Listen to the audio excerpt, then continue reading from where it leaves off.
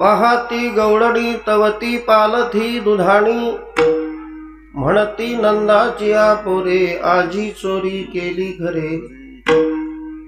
तया वीण नाशी नोहे दुसरिया ऐसी, म्हणती नंदाची पोरे आजी चोरी केली खरे। सवे तुकया मेला त्याने अगुणा आणिला, म्हणती नंदाजिया पोरे आजी चोरी केली खरे विठ्ठला विठ्ठला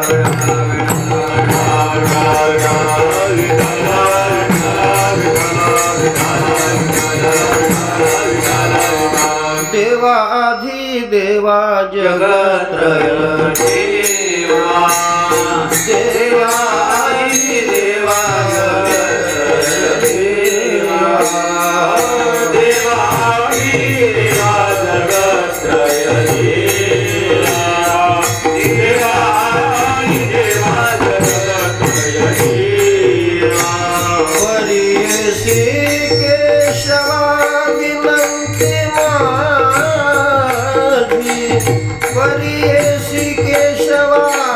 विनंती माझी माझी वाणी तुझे वर्णे माझी वाणी तुझे वर्णे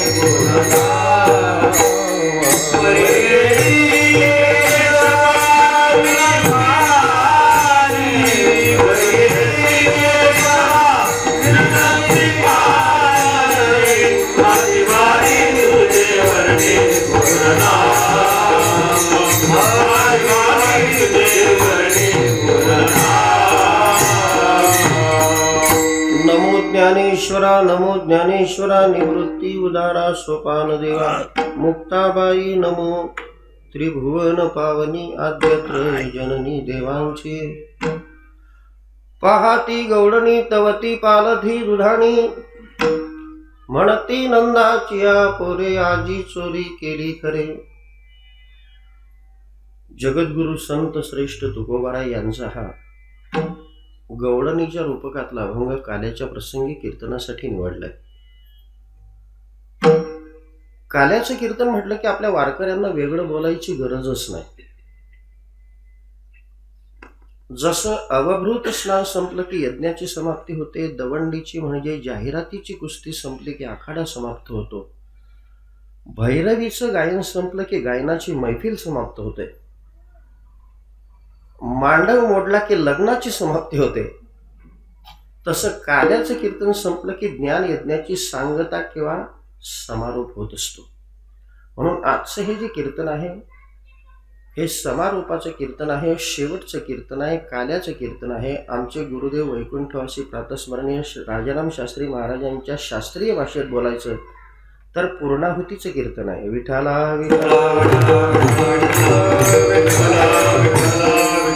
अभंगावर काही महत्त्वाचं चिंतन करण्यापूर्वी प्रास्ताविकाच्या संदर्भात पारंपरिक नियमाला अनुसरून दोन शब्दांचा परिहार देणं जरुरीच असं आहे। योगायोगानं आपल्या सांगवीकरांनी हा एक त्रिवेणी संगमाचा योग सद्गुरू संत श्रेष्ठ निवृत्तीनाथ महाराजांच्या वारीच्या निमित्तानं घडवला। त्रिवेणी संगम असा शब्द वापरण्याचं कारणच असं आहे की जिथं तीन गंगा एकत्रित असतात त्याला त्रिवेणी संगम म्हटलं जातं। आपल्या सनातन संस्कृतीचं सर्वात मोठं पवित्र तीर्थक्षेत्र म्हणजे प्रयागराज, की जिथं गंगा यमुना आणि सरस्वती तिघांचा संगम आहे, त्यावेळेला त्याला प्रयागराज म्हटलं जातं। तसं आज आपलं सांगवी नाही तर प्रत्यक्ष त्र्यंबकराज आहे, प्रत्यक्ष त्र्यंबकेश्वर आहे। आज सद्गुरू निवृत्तीनाथ महाराजांचा संजीवन समाधी सोहळा यासाठी आमचं सांगवी आम्हाला आज ब्रह्मगिरीच्या पायथ्याला आहे। विठाला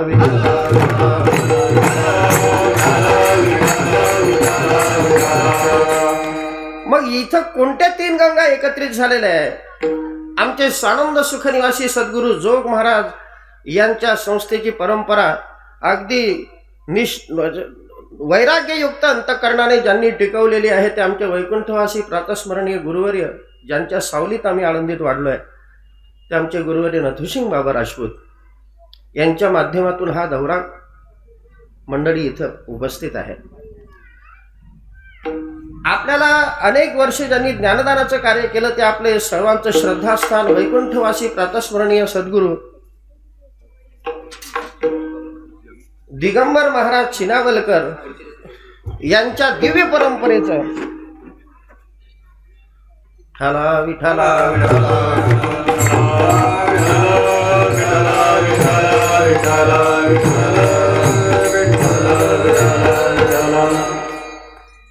वैकुंठवासी प्रातस्मरणीय सद्गुरू दिगंबर महाराज चिनावलकर यांच्या दिव्य परंपरेचा वारसा ज्या गावामध्ये अतिशय उत्स्फूर्तपणाने पहिल्यापासून आहे, त्यांचीही एक परंपरा इथं हजर आहे.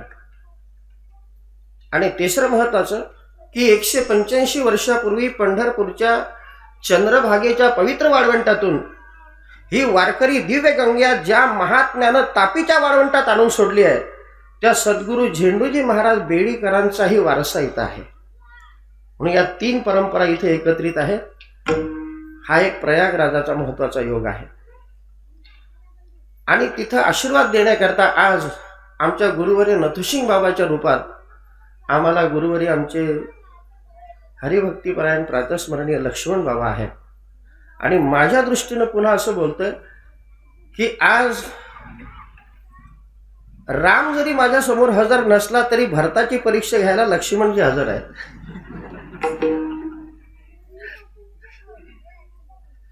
त्यानंतर आमच्या गुरुवर्य नथुसिंग बाबांच्या सहवासामध्ये लहानपणापासून ज्यांनी आपल्या परमार्थाचे कित्ते गिरवले आणि हा वारसा नेटानं चालवत आहेत. प्रकृती जरी ठीक नसली तरी गुरुनिष्ठा कायम आहे. असे आमचे परम आदरणीय परम श्रद्धेय आदराचं स्थान असलेले आमचे सुखदेव महाराज, आमचे हरिभक्तीपरायण आदराचे स्थान असलेले ज्येष्ठ श्रेष्ठ गुरुबंधू श्रीपती महाराज, आमची सगळी दौरा कंपनी, महाराज कंपनी, झेंडूजी महाराजांची कंपनी सगळे हितर आहेत. आणि त्यातल्या त्यात तुमचं सर्वांचं हार्दिक अभिनंदन असं की 8-10 महिन्याच्या करोना महामारीच्या संकटातून तुम्ही वाचलात आणि इथे कीर्तनाला आलात.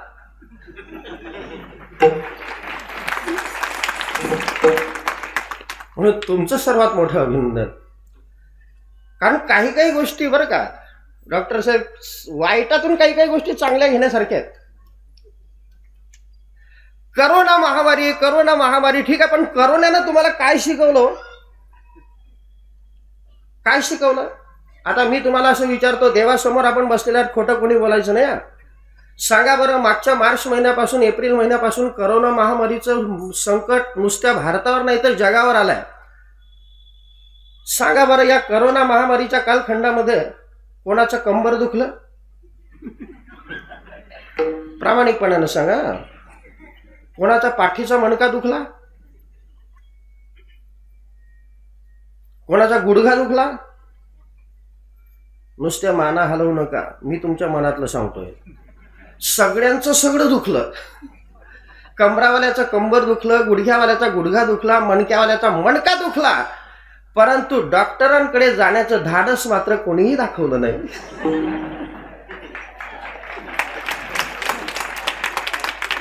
का दाखवलं नाही? तर तुम्हाला जाणीव होती डॉक्टरांकडे गेलो आणि विनाकारण पॉझिटिव्ह निघाला तर गोदावरीत जाण्याचा उद्योग सुरू होईल.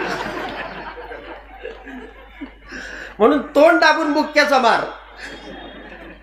म्हणून या करोना महामारीने तुम्हाला निदान दुःख सहन करण्याची शक्ती तरी दिली, हे तुम्हाला विसरता येणार नाही. वाईटातून काही गोष्टी चांगल्या आहेत. विठ्ठला विठ्ठला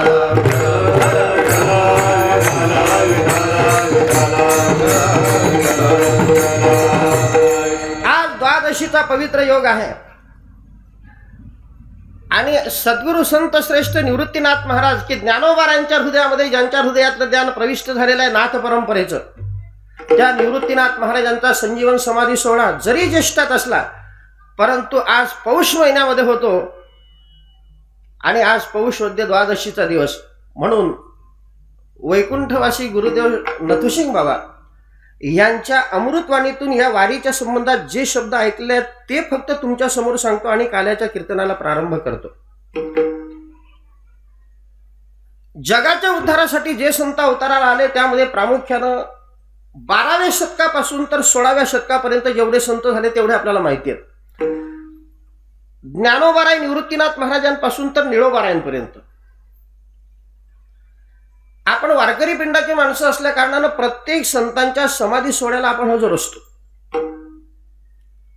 आता बाकीच्या संतांचं सगळं मी तुम्हाला सांगत बसणार नाही. फक्त जे 4 संत आहेत ज्यांच्या हा संजीवन समाधीचा सोहळ्याचा योग आहे त्यांच्या संदर्भात बोलतोय की निवृत्ती, ज्ञानदेव, सोपान, मुक्ताबाई हे 4 संत 12व्या शतकात तुमच्या आमच्या उद्धारासाठी अवताराला आलेत.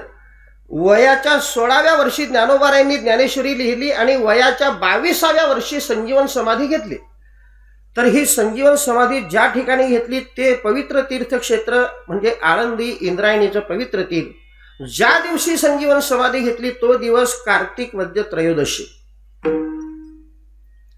त्यानंतर दुसऱ्या क्रमांकाने समाधी ज्यांनी घेतली ते सद्गुरू संत श्रेष्ठ आमचे सोपान काका महाराज यांनी पुणे जिल्ह्यामध्ये पुरंदर तालुक्यात कऱ्हा नदीच्या पवित्र तीरावर जिथं ब्रह्मदेवानं तपश्चर्या केलेली आहे तिथं सासवड क्षेत्री समाधी घेतली मार्गशीर्ष वद्य द्वादशी.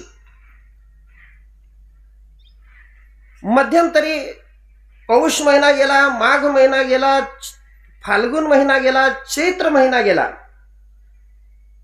आणि वैशाख महिन्यामध्ये तुमच्या आमच्या परमभाग्यानं आदिशक्ती संतश्रेष्ठ मुक्ताई यांनी आपल्याकरता कायमस्वरूपी स्थान करून ठेवलं कोथळी. त्याचा इतिहास असा आहे की दोघं भावांनी समाधी घेतल्यानंतर सद्गुरू संतश्रेष्ठ निवृत्तीनाथ महाराज, आदिशक्ती मुक्ताई, संतश्रेष्ठ नामदेवराय, पुंडलिक राय आदी करून जी संत मंडळी होती ती आपल्या खानदेशात आली. आल्यानंतर वैशाख वद्य दशमीच्या दिवशी आदिशक्ती मुक्ताईनं आपलं हे जे स्वरूप आहे ते अंतरात विलीन केलं. त्याला तिरोभवन सोहळा म्हटलं जातं. कारण इतर संतांच्या ज्या समाध्या आहेत त्या जमिनीत आहेत म्हणून त्या भूगर्भ समाध्या आहेत. आईसाहेब मुक्ताईची जी समाधी आहे ती जमिनीत नाही, तिला भूगर्भ समाधी म्हणता येत नाही. कारण त्या आदिशक्ती मुक्ताईचं अंतर्धानाचं स्वरूप आमच्या संतांनी वर्णन केलेलं आहे. गडाडली वीज निरंजली जेव्हा,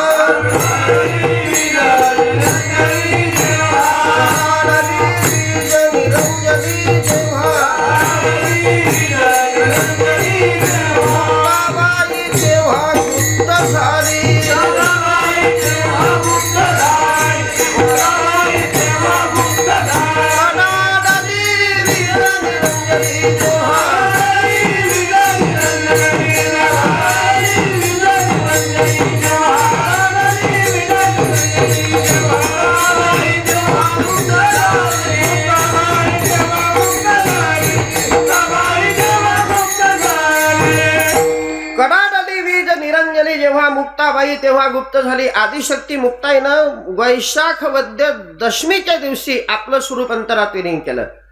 मग राहिले फक्त संत श्रेष्ठ सद्गुरू निवृत्तीनाथ महाराज. पण निवृत्तीनाथ महाराज, नामदेवराय, पांडुरंग परमात्मा, रखमाई माता, भक्तराज, पुंडलिक आदी करून जी संत मंडळी आहेत ती पश्चिम दिशेला निघाली. पश्चिम दिशेला जात असताना पहिल्यांदा आदिशक्ती सप्तशृंगी मातेच्या गडावर गेलेत. उल्लेख असा आहे, गुरुवर्य नथुसिंग बाबा नेहमी इतिहास सांगायचे. आदिशक्तीचं दर्शन घेतलं आणि तिथून पुन्हा निघालेत. मर्यादा पुरुषोत्तम भगवान श्री प्रभू रामचंद्र, आदिशक्ती, सीता माता आणि लक्ष्मणजी यांनी ज्या ठिकाणी आपला वनवास बरेच दिवस काढला ते आपल्या सर्वांचं पवित्र तीर्थक्षेत्र पंचवटी क्षेत्री हे सद्गुरू निवृत्तीनाथ महाराज गेले. गोदावरी मैयाचं स्नान केलं. कपाळेश्वराचं भगवान काळरामाचं दर्शन घेतलं आणि त्यांची सहज दृष्टी गेली आता ब्रह्मगिरीकडे. मग ब्रह्मगिरीकडे गेलात असताना 12 ज्योतिर्लिंगांपैकी एक महत्वाचं आद्य ज्योतिर्लिंग समजलं जाणारं भगवान त्र्यंबकराज तिथं गेले. कुशावर्ताचं स्नान केलं, त्र्यंबकराजाचं दर्शन घेतलं, ब्रह्मगिरीची प्रदक्षिणा केली आणि पांडुरंग परमात्मा आणि रुक्मिणी माता, नामदेवराय, पुंडलिकराय या सगळ्या संतांच्या साक्षीनं, या देवाच्या आदिशक्तीच्या साक्षीनं सद्गुरू संत श्रेष्ठ निवृत्तीनाथ महाराजांनी आपली संजीवन समाधी घेतली. तो जो दिवस आहे तो म्हणजे ज्येष्ठ वद्य द्वादशी. मी जे महिने सांगताय ते तुमच्या लक्षात येत आहेत ना? हा. मग आता आपण, माझं बोलणं यासाठी आहे, सांगणं यासाठी आहे की ज्ञानोबारायांचा संजीवन समाधी सोहळा कार्तिक महिन्यात असतो. आपण कार्तिकीला आळंदीला जातो, सोपान काकांच्या वारीला मार्गशीर्षात जातो, नाथ महाराजांच्या जलसमाधी सोहळ्याला पैठणला फाल्गुनात जातो, जगद्गुरु तुकोबारायांच्या बीजेला देहूला बीजेला जातो. त्यानंतर माघ महिन्यामध्ये चांगदेव महाराजांच्या वारीला जातो. ती चांगदेव महाराजांची वारी आहे, मुक्ताईची वारी नाही बरं का. त्यानंतर चैत्र महिन्यामध्ये संत श्रेष्ठ गोरोबा काकांच्या वारीला तेरढोकीला जातो. वैशाख महिन्यामध्ये आदिशक्ती मुक्ताईच्या वारीला जातो. मग ज्येष्ठ महिन्यामध्ये निवृत्तीनाथ महाराजांच्या वारीला का जात नाही, तो पौषात का जातो?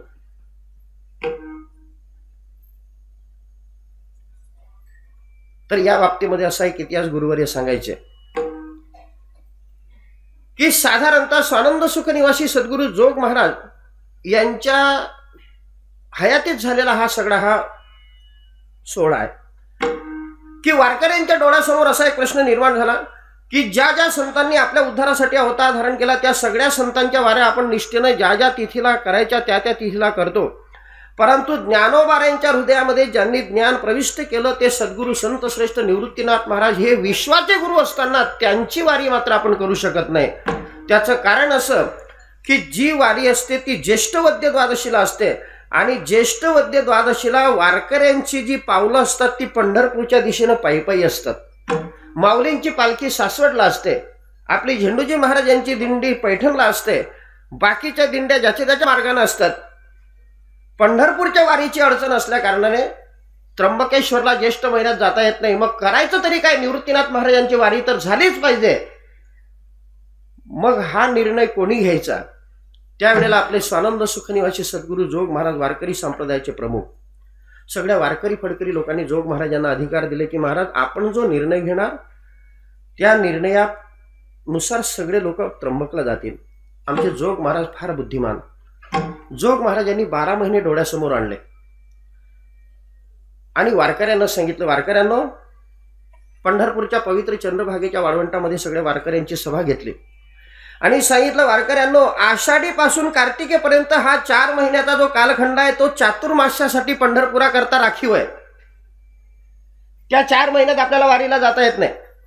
कार्तिक महिन्यामध्ये माऊलींची आळंदीची वारी आहे, मार्गशीर्षामध्ये सोपान काकांची वारी आहे, त्यानंतर पौष महिना एक मोकळा आहे, माघ महिन्यामध्ये चांगदेव महाराजांची वारी चांगदेवला आहे, पुणतांब्याला आहे, फाल्गुन महिन्यामध्ये नाथ महाराजांची आणि तुकोबारायांची वारी आहे, चैत्र महिन्यामध्ये गोरोबा काकांची वारी आहे, वैशाख महिन्यामध्ये मुक्ताईची वारी आहे आणि ज्येष्ठ महिन्यामध्ये पंढरपूरच्या पायी वारीची अडचण असल्या कारणाने आपण त्र्यंबकला जाऊ शकत नाही. लगेच पुढे आषाढीचा महिना येतो.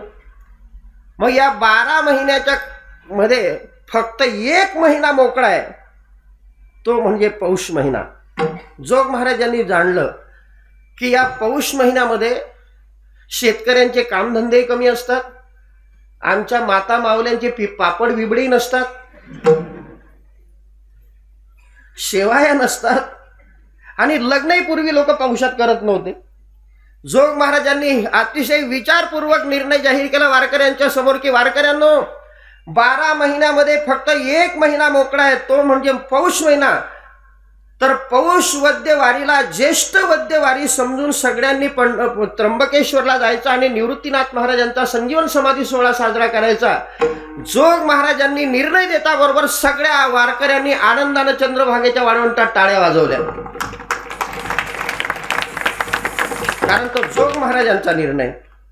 आणि पुढचं सांगतो की जोग महाराजांनी निर्णय जाहीर करता बरोबर जोग महाराजांच्या हाकेला हाक देऊन त्र्यंबकेश्वरामध्ये पहिली दिंडी जी गेली ती सद्गुरू झेंडूजी महाराज बेडीकरांची आणि मुकुंद महाराज येणगावकरांची. आणि ही पहिली दिंडी गेली म्हणून निवृत्तीनाथ महाराजांच्या जवळ आपल्याला जागा भेटलेली आहे. ठाला विठाला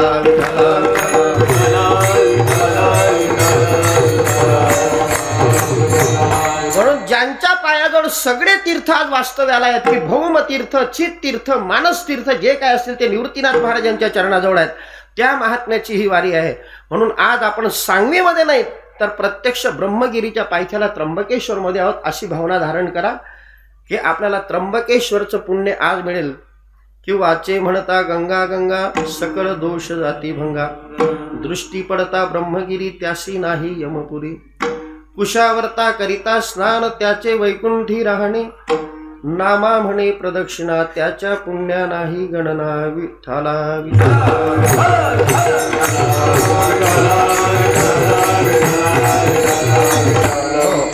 आता काल्याच्या अभंगाकडे वळतो. हे प्रासंगिक होतं म्हणून सांगितलं, थोडंसं विषयांतर वाटेल परंतु उचित होतं, प्रासंगिक होतं म्हणून सांगितलंय. विठ्ठला विठ्ठला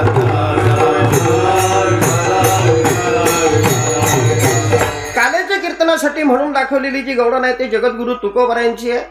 आणि तुकोबारायांची गवळण हे आजची इतकी सोपी आहे की ती सोपी गवळण ऐकल्यानंतर मला असं वाटतंय की ज्या ज्या माणसाकडे बोट दाखवलं ते सगळे उठून उभून काल्याचं कीर्तन यावर करू शकतील. इतकी सोपी आहे की जगद्गुरु तुकोबारायांच्या जेवढ्या गवळणी आहेत त्यामध्ये सगळ्यात सोपी गवळण ही आजची आहे.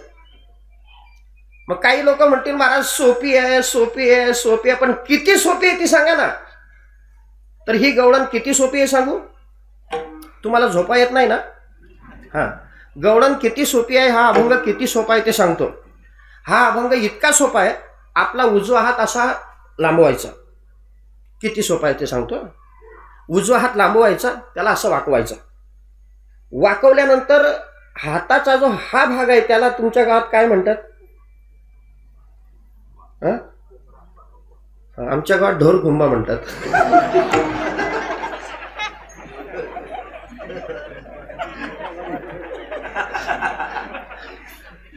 असं दे, आमच्या गावची भाषा सांगते बरं का ते. कोणी कोपर म्हणत असतील, कोणी ढोरखुंबा म्हणत असतील, कोणी खुंबा म्हणत असतील. अभंग किती सोपा आहे, गवळण किती सोपी आहे ती सांगतोय.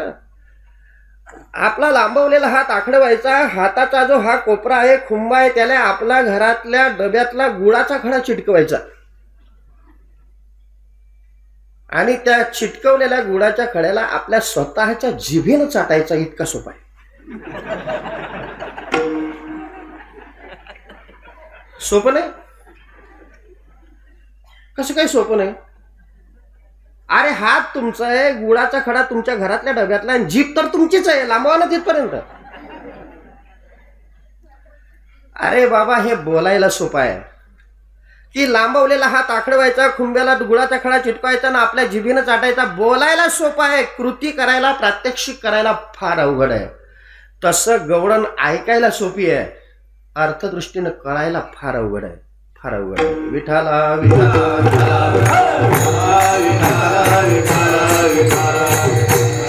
पण अवघड जरी असली तरी जितक्या सोप्या भाषेत सांगता येईल तेवढा सांगण्याचा मी प्रयत्न करणार आहे आणि उत्तरार्धाकडे सेवेला नेणार आहे. काळजी करू नका. जरी वेळ कीर्तनाची झालेली असली तरी मी तुमची ती वेळ अजिबात चुकू देणार नाही. कारण द्वादशी आणि त्यात सोमवार, आणि तुमच्यापेक्षा माझी नजर जास्त तिकडे आहे. काळजी करू नका. फक्त आहे त्या वेळेमध्ये आपल्याला ही भगवंताची सेवा पूर्ण करायची आहे.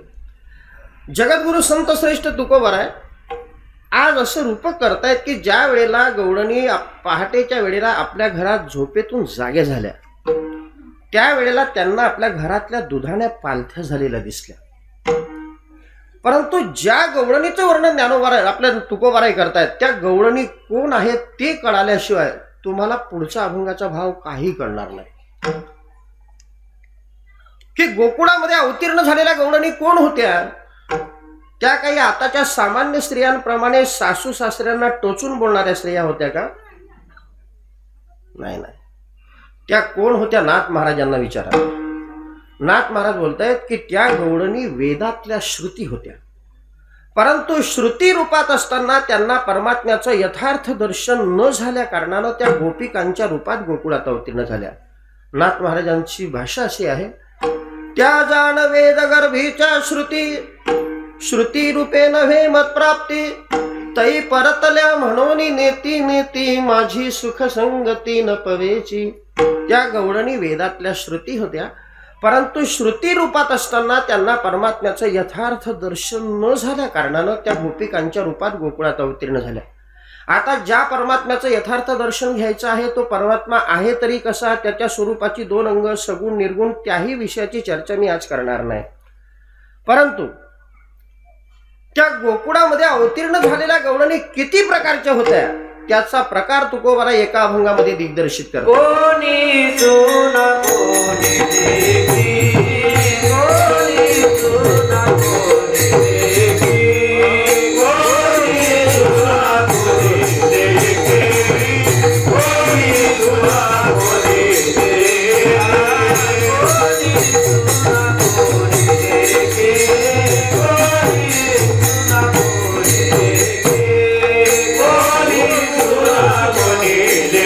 Yeah.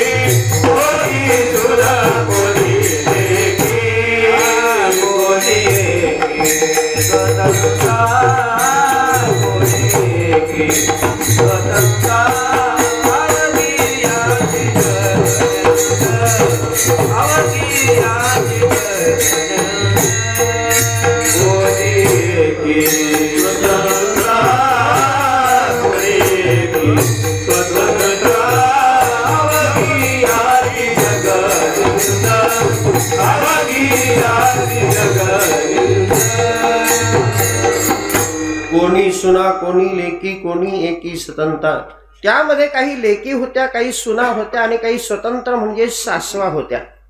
आता लेक, सून आणि सासू हे 3 शब्दांचा प्रयोग जगद्गुरूंनी का बरं केला? त्याचं कारण असं आहे की वेदातल्या श्रुती 3 प्रकारच्या आहेत. काही कर्मपर श्रुती, काही उपासनापर श्रुती आणि काही ज्ञानपर श्रुती. जेवढ्या कर्मपर श्रुती आहेत त्यांना सुनेची उपमा आहे, जेवढ्या उपासनापर श्रुती आहेत त्यांना लेकीची उपमा आहे आणि जेवढ्या ज्ञानपर श्रुती आहेत त्यांना सासूंची उपमा आहे. आता आपल्या घरामध्ये व्यवहारामध्ये सून, लेक आणि सासू यामध्ये कसा फरक असतो बघा, कारण या तिघही श्रुती आपल्याला समजून घ्यायच्या. सून म्हटले की सर्वच बाबतीत परतंत्र. तिला जर घराच्या बाहेर कुठं जायची इच्छा झाली तर आपल्या पतिदेवांची किंवा घरातल्या वरिष्ठ लोकांची परवानगी घेतल्याशिवाय तिला घराच्या बाहेर नाही जाता येत. सर्वच बाबतीत परतंत्र आहे. पण एक लक्षात ठेवा, मी ज्या सुनेची गोष्ट आज सांगतोय ती सून कलियुगातली नाही, ती द्वापार युगातली आहे. मग काही लोक म्हणतील कलियुगातल्या सून आणि द्वापार युगातल्या सुनांमध्ये काही फरक आहे का? फार फरक आहे. काय फरक आहे? फरक थोडासा असा आहे की द्वापार युगातल्या ज्या सुना होत्या त्यांना सासवांचा धाक होता आणि कलियुगातल्या ज्या सुना आहेत त्यांची सासवांवर डेअरिंग असते. एवढाच फरक आहे. सून म्हटले की सर्वच बाबतीत परतंत्र, लेक म्हटले की काही बाबतीत स्वतंत्र, काही बाबतीत परतंत्र आणि सासू म्हटले की सर्वच बाबतीत स्वतंत्र. आता सुनेला जर घराच्या बाहेर कुठं जायचं असेल तर आपल्या घरातल्या वरिष्ठ लोकांची परवानगी घेतल्याशिवाय जाता येत नाही. सर्वच बाबतीत परतंत्रता आहे. लेक काही बाबतीत स्वतंत्र आहे, काही बाबतीत परतंत्र आहे. माहेरी आल्यानंतर आईला विचारलं, आई माझ्या मैत्रिणीला भेटायला मला जायचं आहे. आईने नकार जरी दिला तरी ती बळजबरीने गेल्याशिवाय राहत नाही, स्वतंत्रतेचं प्रदर्शन करते. आणि सासू म्हटले की सर्वच बाबतीत स्वतंत्र. सासूला जर घराच्या बाहेर कुठे जायची गरज झाली तर महाराज काही कोणाच्या परवानगीची गरज आहे? नाही नाही नाही. सासूबाईंनी फक्त जाहिरात वाचली पाहिजे की पांडुरंग टॉकीमध्ये व्यवस्थित लागलेला आहे. इच्छा झाली की निघाली, परवानगीची गरज नाही. विनोदाचा भाग द्या सोडून. आता सुरुवातीपासून कर्माचा अधिकारी सुनेप्रमाणे परतंत्र आहे. सून जशी सर्वच बाबतीत परतंत्र तसा कर्माचा अधिकारी सर्वच बाबतीत परतंत्र. त्याला जर समजा भगवंताच्या दर्शनाची इच्छा झाली तर पहिल्यांदा निष्काम कर्माचं आचरण करावं लागतं आणि निष्काम कर्माचं आचरण केल्यानंतर जो पुण्य संचय होईल त्याच्या योगाने भगवंताच्या दर्शनाचा नैतिक अधिकार त्याला मिळतो. म्हणून कर्म हे बंधनाला कारणीभूत आहे, खरं आहे. परंतु बंधनाला कारणीभूत असलेलं कर्म जर शास्त्राच्या अनुमतीनं हातोटीनं तुम्ही केलं तर ते जन्ममरणाच्या भोवऱ्यातून मुक्त करण्याकरता समर्थ होत असतं. तैसे कर्मे कर्मी बद्धता मुमुक्षु सोडविले पंडुसुता जैसा रसरीती मारिता राखिला विषय. लेख जशी काही बाबतीत स्वतंत्र काही बाबतीत परतंत्र तसा उपासनेचा अधिकारी काही बाबतीत स्वतंत्र काही बाबतीत परतंत्र. त्याला जर भगवंताच्या दर्शनाची इच्छा झाली, भगवंताचं भजन करण्याची इच्छा झाली, ते मंदिरात येईल, विणा घेईल, भजन करेल, ज्ञानेश्वरी घेईल, वाचन करेल. भजन करण्यामध्ये स्वतंत्रता आहे. परंतु भजन करीत असताना भजनामध्ये प्रेम ही गोष्ट अत्यावश्यक आहे. प्रेमाशिवाय भजनाला किंमत नाही. नाहीतर भजन करूनही शेवटी तोंडामध्ये माती पडण्याची दाट शक्यता आहे. भजन कसं असेल तर तर आमचे शब्दाशी ओंगळवाणीत असतात बरं का. त्याला विठाला विठाला भजन ते ओंगळवाणे नरका जाणे चुकेना. भजनामध्ये जर हिडीसपणा असेल, भजनामध्ये जर पांचटपणा असेल, भजनामध्ये जर अश्लीलता असेल, भजनामध्ये जर दांभिकतेचा आविष्कार असेल तर भजन करू नये. शेवटी संतांच्या मालिकेमध्ये त्याला शून्य किंमत असते. म्हणून दांभिकता रहित जे भजन आहे ते भगवंताला मान्य असतं. प्रेमयुक्त अंतःकरणाने केलेलं भजन संतांना मान्य असतं, देवाला मान्य असतं. आणि प्रेम अशी एक चीज आहे की देवाशिवाय दुसरा कोणीच देऊ शकत नाही.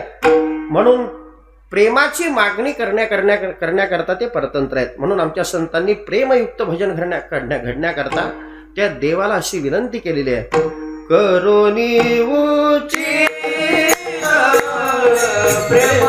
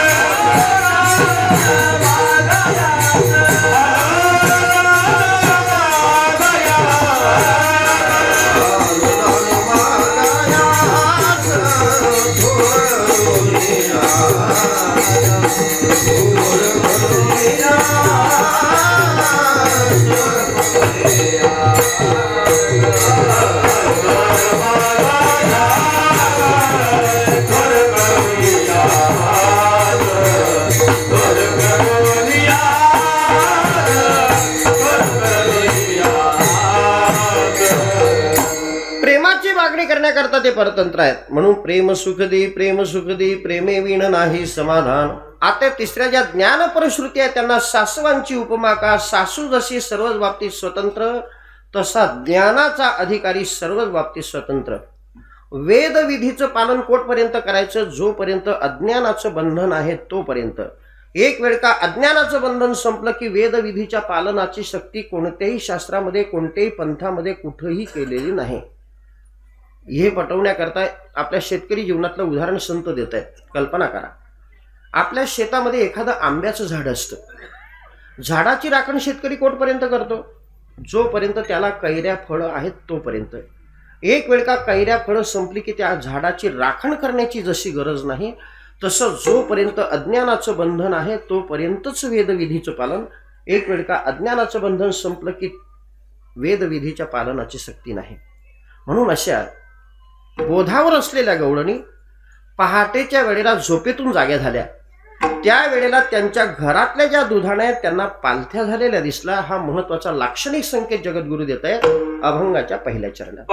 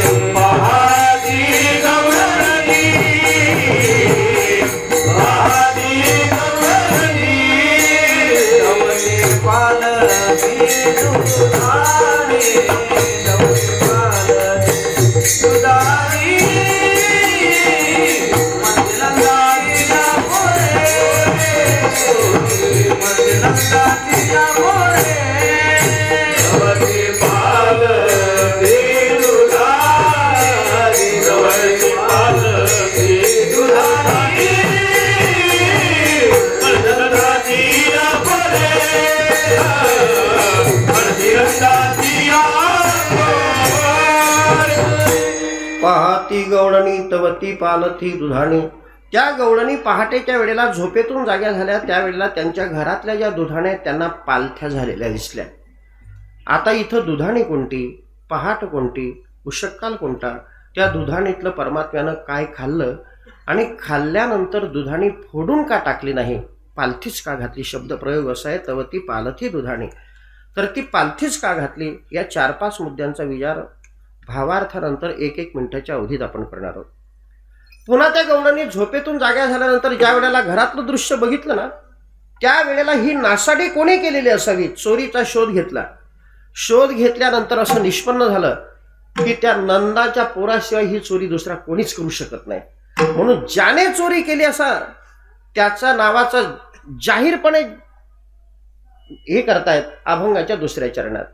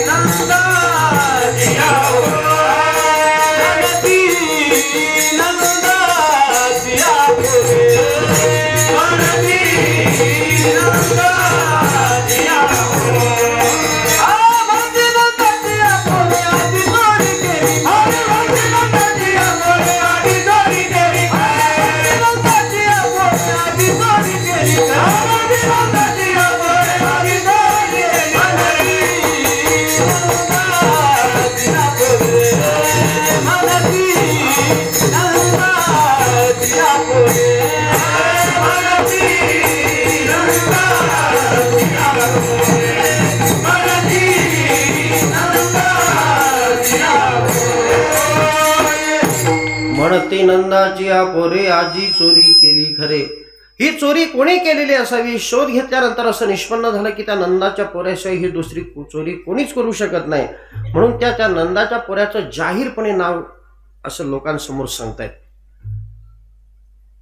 मग काही गवळणी एकत्रित येऊन अशी चर्चा करायला लागले की काय ग, ज्या नंदाच्या पोराला आपण चोर ठरवलाय तो नंदाचा पोरगा कोण, त्याने चोरी कशाची केली, कशा पद्धतीने केली, हा भावही आपण भावार्थानंतर पाहणार आहोत.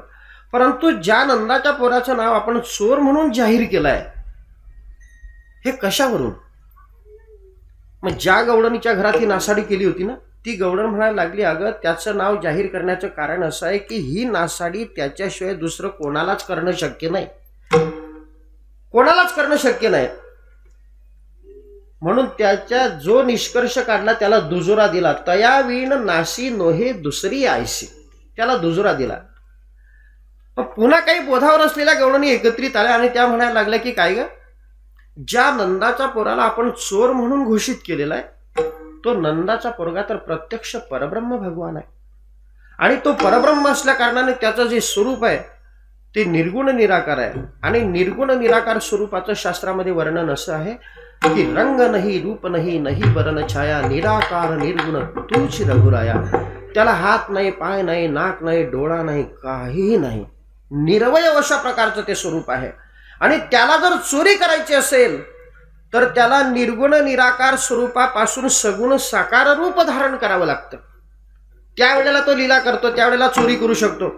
आणि त्यातही प्रकार असा आहे की तो परमात्मा स्वतःहून कधीही अवतार धारण करत नाही, त्याला अवतारांना आणावं लागतं. म्हणून आम्ही नेहमी सांगत असतो त्या देवाला या जगाचं काहीच घेणं देणं नाही. या जगामध्ये सुनामी लाटा उसळल्या काय, एक भूकंप नाही हजारो भूकंप झाले काय, आणि एक लादेन नाही हजारो लादेन निर्माण झाले काय, त्याला काहीच घेणं देणं नाही. भगवंताचं अवताराला येण्याचं कार्य आपण नेहमी ऐकत असतो की ज्या वेळेला या पृथ्वी मातेला पापाचा भार सहन होत नाही त्यावेळेला ही पृथ्वी माता गायीचं रूप धारण करते, इंद्राकडे जाते, ब्रह्मदेवाकडे जाते, या सगळ्यांना घेऊन भगवान शंकराकडे जाते, या सगळ्या देवांना घेऊन वैकुंठामध्ये महाविष्णूकडे जाते. आणि महाविष्णूची मुक्तकंठाने स्तुती केल्यानंतर तो परमात्मा यांना आश्वासन देतो आणि मग तो अवतार धारण करतो. म्हणजे त्या परमात्म्याला निर्गुण निराकार स्वरूपापासून सगुण साकार करावं लागतं. आणि याला रूपा बडे करोनी खडे हरिदासी. मग त्या परमात्म्याला ह्या लीला करण्याकरता सगुण साकार कोणी बनवलं असेल, कोणी नावारूपाला आणलं असेल तर त्याच्या नामाचा निर्देश करतायत काही विशेष शब्द वापरून अभंगाच्या शेवटच्या चरणात.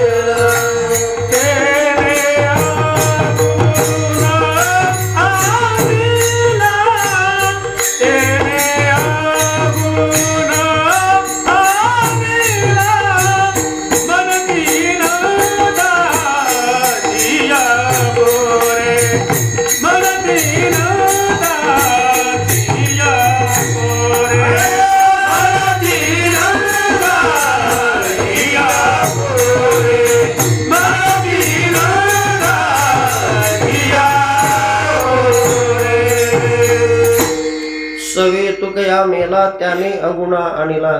त्या देहूच्या तुकोबारायांशिवाय त्याला सगुण साकार कोणीही बनवलेलं नसेल. म्हणून तुकोबारायांचे शब्द असे आहेत, सवे तुकया मेला त्याने अगुणा आणिला. अगुणा म्हणजे निर्गुण निराकार. आता इथे एक शब्द असा मौजेचा आहे, सवे तुकया मेला. आता मेला शब्द का बरं वापरत असतील? कारण मेला हा जो शब्द आहे आपल्या खानदेशामध्ये शिवी म्हणून सुद्धा वापरात आणला जातो. आणि सांगा बरं, मेला शिवीचा प्रयोग हा आपल्या वार्डात आहे का मागच्या वार्डात आहे?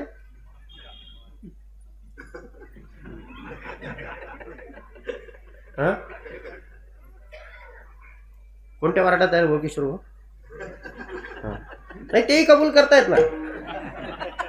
तसं काय आपल्याला घाबरायचं कारण नाही. ज्या वेळेला नळावर भांडणं सुरू होतात पाणी भरताना, त्यावेळेला उद्घाटन जे होतं भांडणाचं ते मेला शिवीपासून. नव्हे नव्हे थोडा जर दुसरा भाग सांगायचा झाला, शाळेमध्ये जर एखाद्या पोरीचं पोराशी भांडण झालं तर आपल्या खानदेशातली पोरगी पहिल्यांदा ही शिवी घालते, मरी जाय जो मेल्या. ज्यांनी खाल्ल्याशील शिव्या त्यांना लक्षात येईल.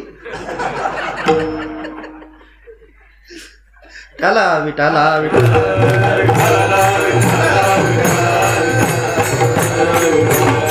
विनोदाचा भाग द्या सोडून. आता इथं मेला शिवीचा प्रयोग काय? मेला ही जरी शिवी असली तरी मेला शब्दातला तात्विक अर्थ काय तो पहिल्यांदा जाणून घ्या. आपल्या संस्कृतीमध्ये जे दैवत आपल्याला प्रसन्न करायचे आहे त्या देवतेला बळी देण्याची प्रथा आहे.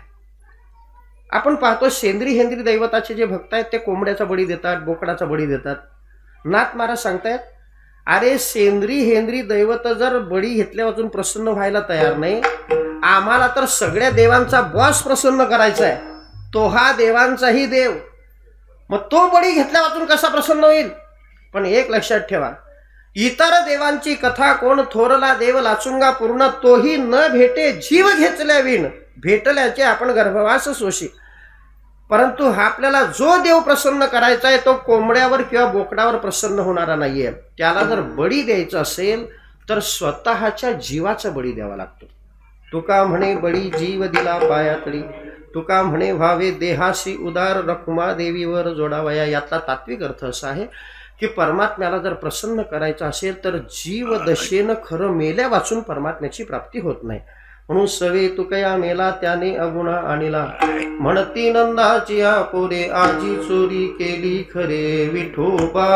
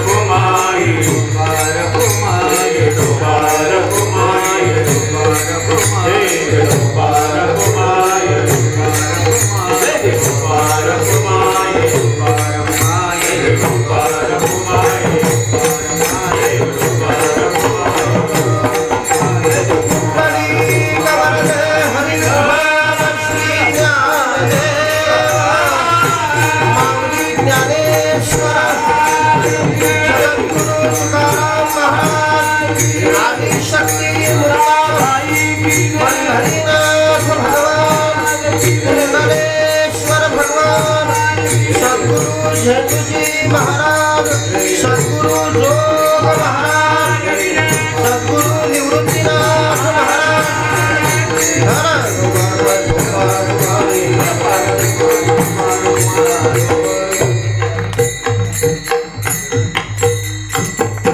पाहती गवळणी तवती पालथी दुधाणी, म्हणती नंदाची पोरे आजी चोरी केली घरे. अभंगाच्या पहिल्या चरणावर आपण असे 5 मुद्दे उपस्थित केले होते.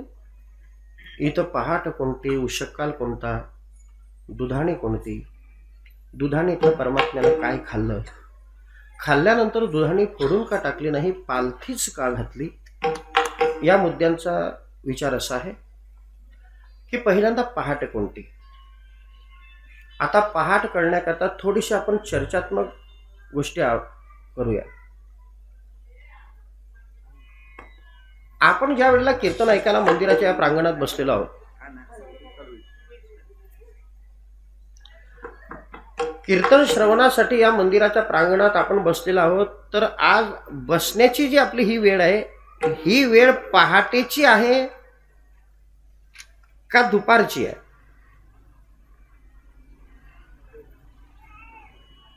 आपण आता कीर्तनाला बसलेला आहात, ही वेळ पहाटेची आहे का दुपारची आहे? हा, संशयात नका बोलू. हा, कारण मी पहाट आणि दुपार असे दोन शब्द वापरलेले आहेत. दोघही शब्दामध्ये माझं उत्तर नाहीये. आपण ज्या वेळेला कीर्तनाला बसलेला आहात, ही जी वेळ आहे पहाटेची पण नाही, दुपारची तर नाहीच नाही, ही वेळ आहे सकाळची. कारण सकाळ वेगळी, पहाट वेगळी, उषक्काल वेगळा, दुपार वेगळी, 3 प्रहर वेगळी, रात्र वेगळी. या प्रहरा जर समजून घ्यायच्या असतील तर हे काही मी सांगितल्यानंतर कळतील असं काही भाग नाही. सर्वसामान्य माणसाला कळण्यासारख्या ह्या गोष्टी आहेत की रात्रीच्या पोटी पहाटेचा जन्म, पहाटेच्या पोटी उषक्कालाचा जन्म, उषक्कालाच्या पोटी सकाळचा जन्म, सकाळच्या पोटी दुपारचा जन्म. पहाट कोणती? तर साधारणतः 3 वाजल्यापासून सूर्योदय होईपर्यंतचा जो समय आहे, ज्याला आपण ब्राह्म्य मुहूर्त म्हणतो, जी काकड आरतीची वेळ आहे, ती पहाट. सूर्योदयापासून साधारणतः 11 वाजेपर्यंतचा जो समय आहे, हा सकाळचा समय. आणि उषक्काल जो आहे ना, हा उषक्कालाचा समय फार थोडा असतो पण अतिशय महत्वाचा असतो. पूर्ण रात्रही संपलेली नसते, पूर्ण दिवसही उजाडलेला नसतो, फक्त सूर्याचं तांबडं फुटलेलं असतं. ज्या वेळेला पक्षी किलबिल करतात तो जो वेळ असतो त्याला उषक्काल म्हणतात. माणसाच्या जीवनामध्ये पहाटही पाहायला भेटली पाहिजे, उषक्कालाचाही समय कळायला पाहिजे आणि सकाळही उपभोगता आली पाहिजे. मग पहिल्यांदा पहाट कोणती? ज्ञानोबारे सांगतायत, ऐसा शरीर संयोगाची राती माझी धावता सडिया, ती तो कर्मक्षयाची पाहती पहाट झाली. प्रकृती करून होणारं जे काही शुभ अशुभ कर्म आहे, या कर्माचा संपूर्णपणे क्षय होणं हीच कोणी मानवी जीवनातली उजाडती पहाट. आणि सद्गुरूची कृपा होणं हाच कोणी उषक्काल. तैशी गुरुकृपा उखा उजडली, ज्ञानाची ओलपली पडली, मग साम्याची दृष्टी उघडली, तयाची ये दिठी. मग सद्गुरूची कृपा होणं हाच कोणी उषक्काल. उषक्काल संपलं की सूर्योदय होत असतो. मग ते सूर्योदयाचं जे ऊन आहे सकाळचं, ते तापदायक असतं का अगदी गुणकारी असतं? ते कोमल ऊन अतिशय गुणकारी असतं. म्हणून आमचे डॉक्टर साहेब नेहमी लोकांना सूचना देतात, लहान बालकांना, माता भगिनींना सूचना देतात की या लेकराला तुम्ही उन्हात, कोवड्या उन्हात घेऊन बसा, कारण त्या सूर्यकिरणामध्ये ते सद्गुण आहेत. तसं सद्गुरूची कृपा झाली की माणसाच्या बुद्धिरूपी पटलावर, साधकाच्या बुद्धिरूपी पटलावर ज्ञानरूपी कोवळं ऊन पडतं. आणि त्या ज्ञानरूपी कोवड्या उन्हामध्ये मग त्याचे जे काम क्रोधाधिक विकार आहेत ते आपोआप नाहीसे होतं. मग इथं दुधाणी कोणती? तर ही देहरूपी दुधाणी आहे. या देहरूपी दुधाणीतलं परमात्म्यानं काय खाल्लं? उत्तर असं आहे, चित्तासह सर्व विकार खाऊन टाकले. मग ही देहरूपी दुधाणी फोडून का टाकली नाही? पालथीच का घातली? तर पालथी घालण्याच्या पाठीमागचा मूलभूत हेतू असा आहे, फोडून न टाकण्याचं कारण असं आहे की फोडलेली वस्तू पुन्हा उपयोगात येत नाही. कल्पना करा, आता आपल्या कार्यकर्त्यांनी मोठ्या सद्भावनेनं हे काल्याच्या प्रसंगी द्योतक म्हणून हे मडकं इथं बांधलेलं आहे. याच्यामध्ये दही टाकलेलं आहे, मुरमुरे टाकलेले आहेत. आता फोडल्यानंतर हे मडकं पुन्हा काही कामाला येणार आहे का? फोडल्यानंतर काहीच कामाला येणार नाही. जर समजा आपण ते त्यातलं जे पदार्थ आहे, दही असेल, लाह्या असेल, काढून घेतल्या, तर निदान ते काहीतरी भरायला तरी कामाला येईल ना. काही लोक म्हणतील काय भरायला काम येईल? काय काय ठेवता हे माझ्यापेक्षा तुम्हाला माहिती आहे. कोणी त्यात लसूण ठेवील, कोणी त्यात कोयत्या ठेवतील, कोणी त्यामध्ये कोळसे ठेवतील, जे काही ठेवायचं ते ठेवतील. परंतु ती जर फुटलेली नसेल तर फोडून टाकलेली वस्तू काही उपयोगाची नाही. तसं ही देहरूपी दुधाने फोडली म्हणजे काय? फोडली म्हणजे माणूस मेला. मग मेलेला माणूस भजन करू शकतो, मेलेला माणूस सत्कर्म करू शकतो, मेलेला माणूस हरिपाठ म्हणू शकतो, मेलेला माणूस वारी करू शकतो. म्हणून ही देहरूपी दुधाने फोडून न टाकता विकारांचं निर्मूलन करून पुढचा परमार्थ करण्याकरता तशीच पालथी घातली. तव ती पालथी दुधाने. मग ही दुधाने कोणी पालथी केली? तर ज्या चोरानं पालथी केली त्या चोराचं नाव गवळणींनी जाहीर केलंय. म्हणती नंदाची या पोरे आजी चोरी केली खरे.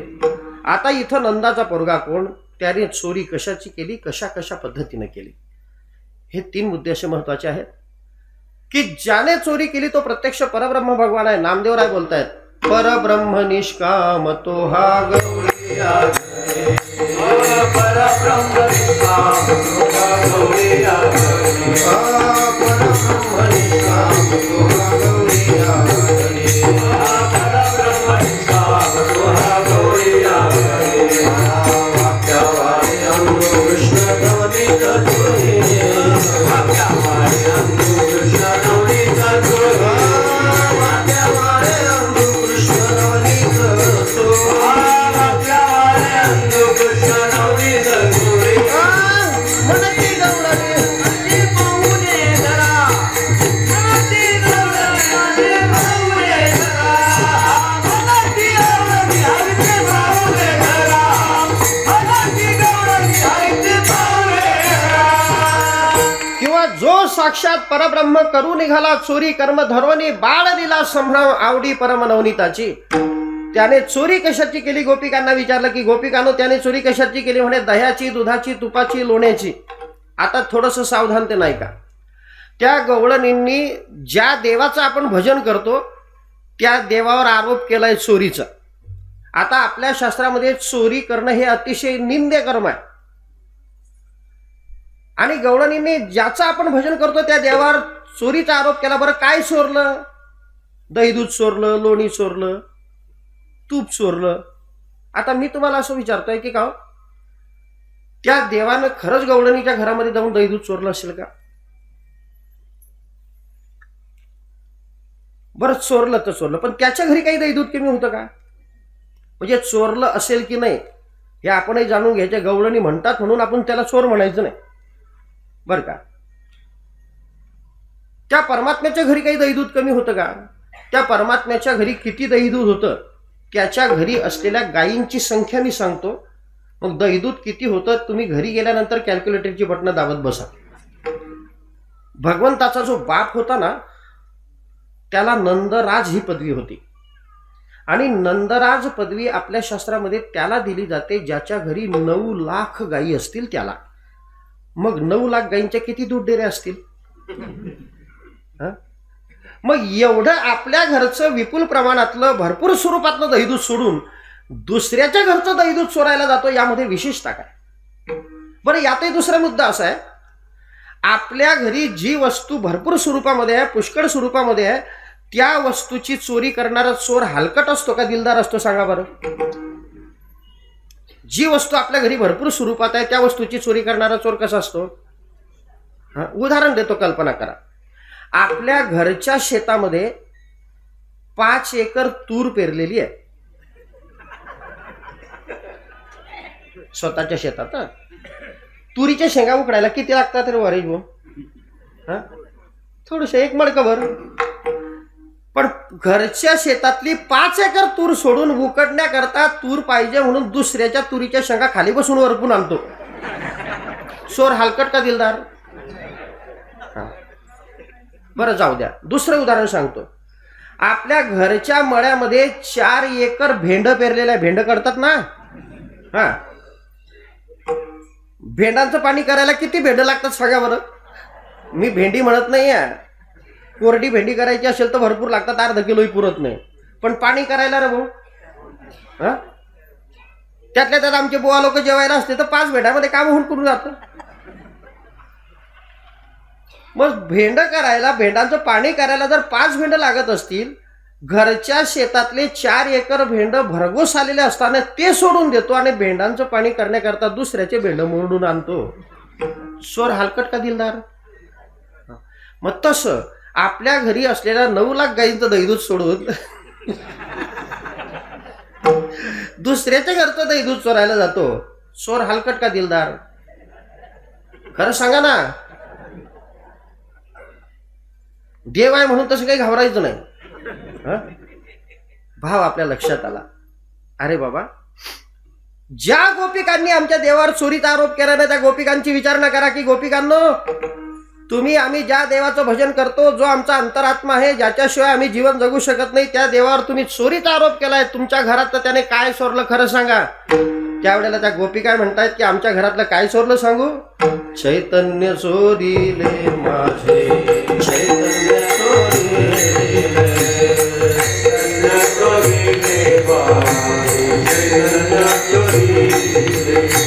चैतन्य चोरीले माझे, चैतन्य चोरीले, चैतन्य चोरीले चैतन्य चोरीले, अवघे पारुषदे दीन देह, चैतन्य चोरीले माझे, चैतन्य चोरीले, चैतन्य चोरीले माझे, चैतन्य चोरीले, अवघे पारुषदे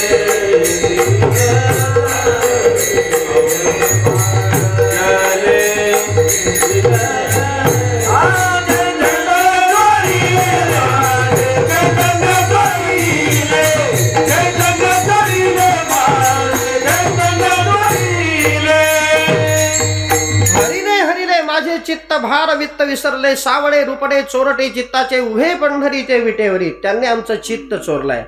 भक्त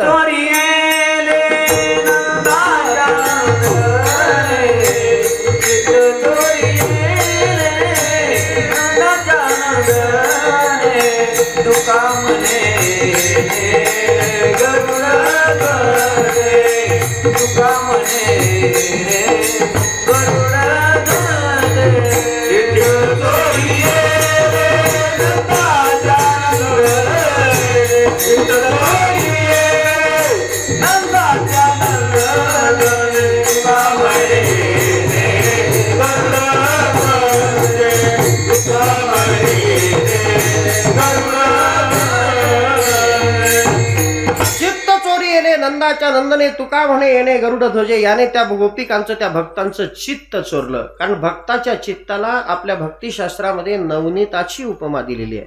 गोस्वामी तुलसीदासांची चौपाई आमच्या महाराजांच्या अमृतवाणीतून आपण अनेकदा ऐकलेली आहे. संत हृदय नवनीत समाना, संत हृदय नवनीत समाना, किंवा मृदू सबाह्य नवनीत तैसे सज्जनाचे चित्त. लोणी जसं मंथन करून आतून बाहेरून मऊ झालेलं असतं, तसं नवविधा भक्तीच्या योगानं भक्ताचं जे चित्त आहे ते आतून बाहेरून मऊ म्हणजे विकाररहित झालेलं असतं. आणि जे विकाररहित जे चित्त आहे ते भक्ताचं, ते देवाचं राहण्याचं वस्ती स्थान आहे. म्हणून तुकोबाराय बोलतात, तुमच्या हृदयामध्ये देव यावा असं तुम्हाला वाटतंय ना, मग त्याच्यासाठी तुम्ही एक करा. तुका म्हणे चित्त करारे निर्मळ. मग देव बोलवायची गरज नाही, येवोनी गोपाळ राहे तेथे. त्यावेळेला तो देव स्वतःहून तुमच्या हृदयात येईल. बरं, आता यातही थोडीशी मौज आहे बरं का. काल्याचं कीर्तन म्हणजे नुसती गवळणी म्हणणं नाही, त्यातला भाव कळायला पाहिजे. आता इथं त्या गोपिकांनी देवानं गोपिकांचं चित्त चोरलं असं सांगितलंय. चित्त चोरणं हे सगळ्या देवांचं काम आहे का? आपल्या सनातन संस्कृतीचे 33 कोटी देव आहेत. या 33 कोटी देवांपैकी सगळेच देव भक्ताचं चित्त चोरू शकतात का? चित्त चोरणारे देव कोणते आहेत हा मुद्दा लक्षात येण्याच्या अगोदर ज्या भक्ताच्या चित्ताला लोण्याची उपमा दिलेली आहे तो लोणी. कारण सिद्धांत कळावा असं वाटत असेल तर पहिल्यांदा दृष्टांताकडे नजर टाकावी लागते, दृष्टांताचं सिंहावलोकन करावं लागतं. ज्या लोण्याची उपमा दिलेली आहे त्या लोण्याचं उदाहरण तुम्हाला विचारतो. पहिल्यांदा या आमच्या कीर्तनामध्ये एवढ्या माता भगिनी बसलेल्या आहेत. काही आमच्या मावश्या अशा आहेत की त्या शाळेतच गेलेल्या नाही, काही जुनी 7वी असतील 10वी असतील, काही आमच्या तरुण भगिनी उच्च विद्या विभूषित असतील, काही कॉम्प्युटर झालेले असतील. पण सांगा बरं, एवढ्यामध्ये लोणी सगळ्यांनाच काढता येतो का? बरं, लोणी काढणं हे काही पाककृतीची पुस्तकं वाचून जमतं का? अरे पाककृतीची पुस्तकं वाचून अलीकडे पोरींना सगळं वांग करता येत नाही, तर लोणी कुठं घेऊन बसलात?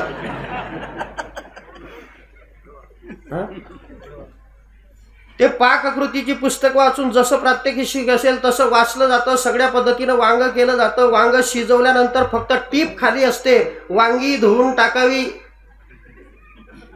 ते शिजवलेलं वांग धुण्याची तयारी असते प्रात्यक्षिकाची. तसं लोणी काढणं सगळ्यांचंच काम नाहीये ना. तरी जाणीवेच्या आयणी करिता दढी कडसणी मग नवनीत निर्वाणी दिसे जैसे. जसं लोणी काढण्याकरता केवढी मोठी प्रक्रिया. पहिल्यांदा दूध घ्यायचं, ते तापवायचं, तापवल्यानंतर थंडावलं की मुरण टाकायचं, मुरण टाकल्यानंतर दही तयार झालं की त्याचं मंथन करायचं, घुसळण करायचं. घुसळण केल्यानंतर तो लोण्याचा गोळा वर आला की त्यावेळेला थंड पाणी टाकायचं का गरम पाणी टाकायचं त्या मावशीला कळलं पाहिजे. आणि मग तशा पद्धतीनं जर ते लोणी वितळवलेलं असेल तर त्याचं तूप कसं असतं, ते तूप खायचं असेल तर 2200 रुपये किलो आमच्या गोशाळेत घ्या. कुठं बेडीला आमच्या वासू महाराजांनी अतिशय सुंदर अशा प्रकारचं तूप बनवलेलं आहे. भेसळीचं नाही, हे आमच्या लोकांना माहिती आहे. विठाला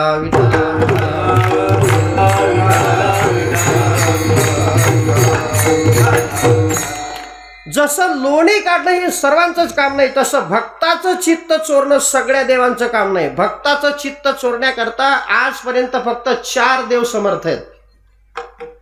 ते 4 देव कोणते ध्यानात ठेवता येत असतील तर बघा.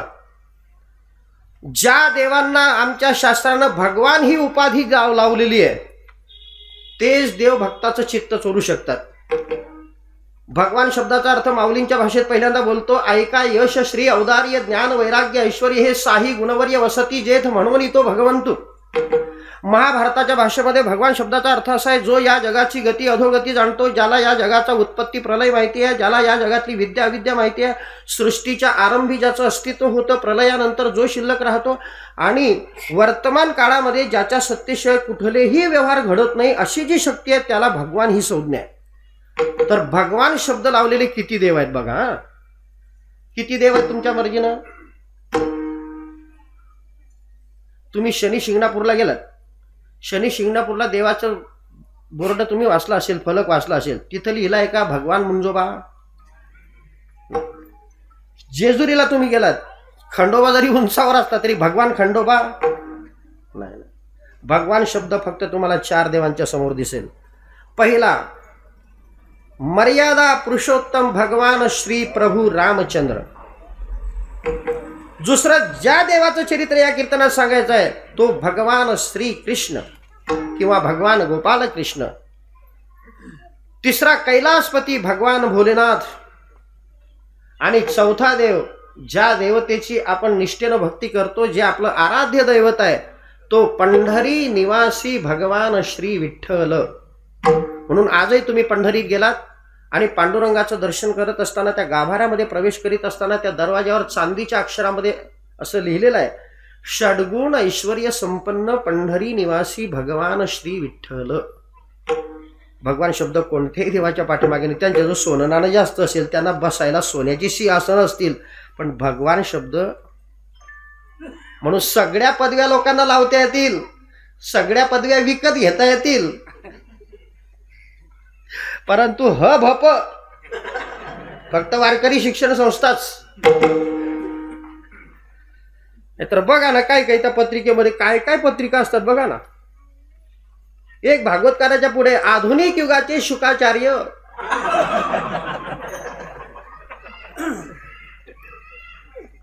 शुकाचार्य म्हणजे काही खेळणं आहे का? शुकाचार्य म्हणजे खेळणं आहे. परंतु केवढी अक्कल सोडून दिली आहे लोकांनी. म्हणून परमार्थ करायचा असेल तर ज्ञानेश्वर माऊली जगद्गुरु तुकोबारायांच्या वचनावर विश्वास ठेवून परमार्थ करा. परमार्थ करायचा असेल तर वारकरी संप्रदायाच्या सावलीत येऊन परमार्थ करा.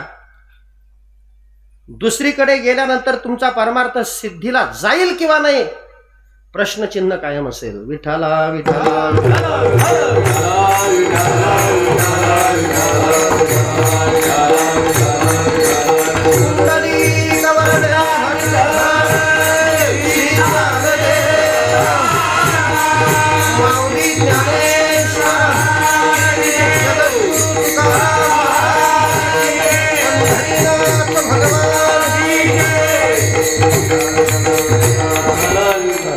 पदवीच्या बाबतीत महाराज आता तुम्ही सगळे म्हणून बोलून बसतो बरं का.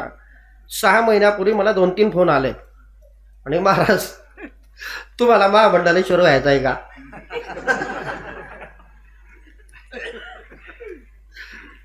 त्यांचा पत्ता पण माझ्याकडे आहे. त्यांना म्हटलं बा आम्ही ज्या संस्थेत शिकलो ते आमचे गुरुवर्य नथुसिंग बाबा, गुरुवर्य मोठे बाबा, गुरुवर्य मारुती बाबा, गुरुवर्य पांडुरंग बाबा वैद्य, आमचे वैकुंठवासी घुले बाबा, मधुकर बाबा शिंपी.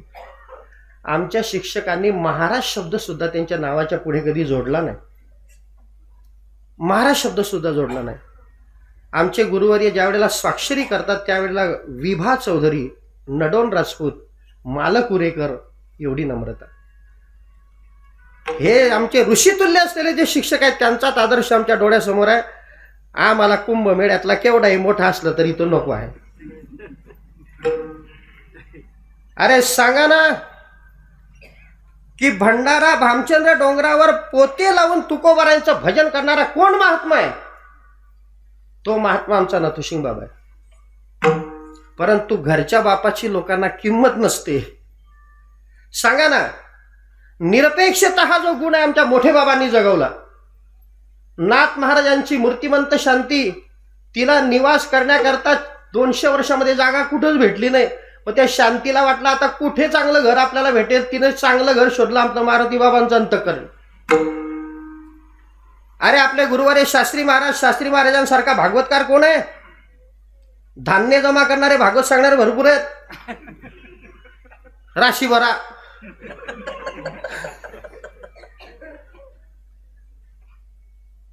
परंतु ते नाही चालत ना लोकांना. कारण कलियुगाचं महिमानच असं आहे. गांडू भडवे मजा करे मर्दो के है हाल और पतिव्रता भूके मरी पेढा खाए छिनाल. म्हणून बाप हो परमार्थ करायचा असेल तर डोळस पद्धतीनं करा. विठाला विठाला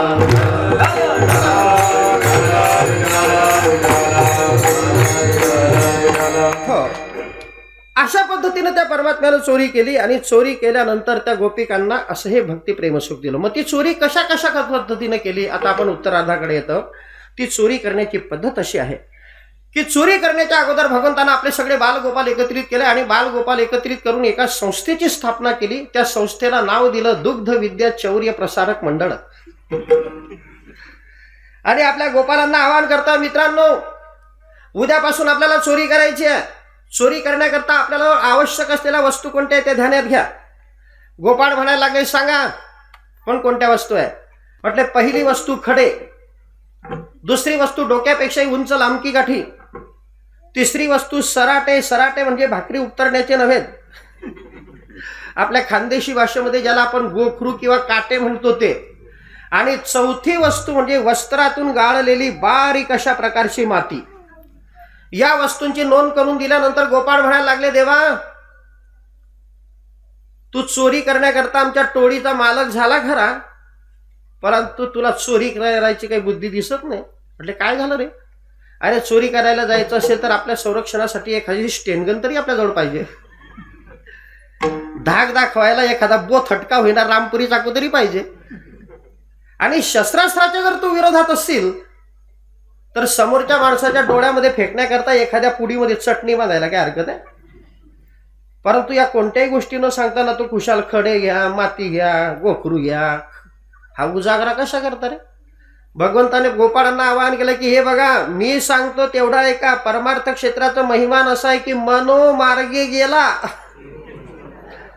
तो तेथेच मुकला, हरिपाठी स्थिरावला तोची धन्य. मी सांगतो तेवढा ऐका. त्यावेळेला ते गोपाळ म्हणायला लागले देवा या वस्तूंचा वापर कसा करायचा ते तर आम्हाला सांग. त्या वस्तूंचा वापर कसा करायचा त्याचं प्रशिक्षण भगवान आपल्या लाडक्या गोपालांना देतोय की मित्रांनो हे खडे कशा करतात. उद्यापासून आपण गोपिकांच्या घरामध्ये चोरी करायला जाणार. वेळ रात्रीची असेल. रात्रीच्या वेळेला चोरी करायला गेलो आणि त्यावेळेला जर समजा अंधार असेल, लाईन गेलेली असेल, तर दह्या दुधाचे मडके कुठे ठेवलेले आपल्याला कळणार आहे का? मग काय करायचं, हे खडे त्या गवळणीच्या घरात फेकायचे. फेकल्यानंतर तिकडून मडक्यांचा आवाज आपल्याला येईल. त्यातही दुसरा संकेत असा आहे की खडा फेकल्यानंतर मडकं जर टणटण वाजलं तर असं समजायचं हे खाली मडकं आहे, आणि खडा फेकल्यानंतर मडकं जर डबडब वाजलं तर असं समजायचं यामध्ये भरपूर दही दूध जायला काय हरकत नाही. म्हटलं देवा, खड्यांचा उपयोग लक्षात आला रे. ही काठी कशा करता? म्हटले वेड्यानो, काठी तर खूप उपयोगाची. लहान मुलं किंवा कुत्री मांजरी अशा प्राण्यांच्या धाकानं गवळणींनी दह्या दुधाचे मडके कुठे ठेवलेले असतील? म्हणजे शिंक्यावर. मग आपल्या लहान लहान लेकरांचे हात वर पुरणार आहेत का? म्हटले नाही. मग काय करायचं, या काठीनं त्या मडक्याला खालून ठोका मारायचा. ठोका मारला की ते मडकं फुटलं की दही दूध खाली पडेल. आपली खाली तोंड लावायची, प्यायचं तेवढं प्यायचं, मुकाट्यानं निघून जायचं. खाली सांडलं तर आपल्या बापाचं काय जातं? म्हटले देवा, काठीचाही उपयोग लक्षात आला रे. हे गोखरू काटे कशा करता रे? म्हटलं वेडा, मग हे तर खरं आपलं संरक्षण आहे. आपण लहान लहान लेकरं काही मुकाट्यानं दही दूध पिणार नाही. दही दूध पिता पिता आपला आवाज होणार, गोंगाट होणार. मग त्या आवाजानं त्या गवळणी झोपेतून जाग्या होतील, आपल्याला पकडण्याचा प्रयत्न करतील. आणि एखादा गोपाळ जर तिच्या हातामध्ये सापडला तर त्याची फजिती झाल्याशिवाय राहणार नाही. आणि तो गोपाळ जर आमच्या ख्वाजासारखा बारीक असेल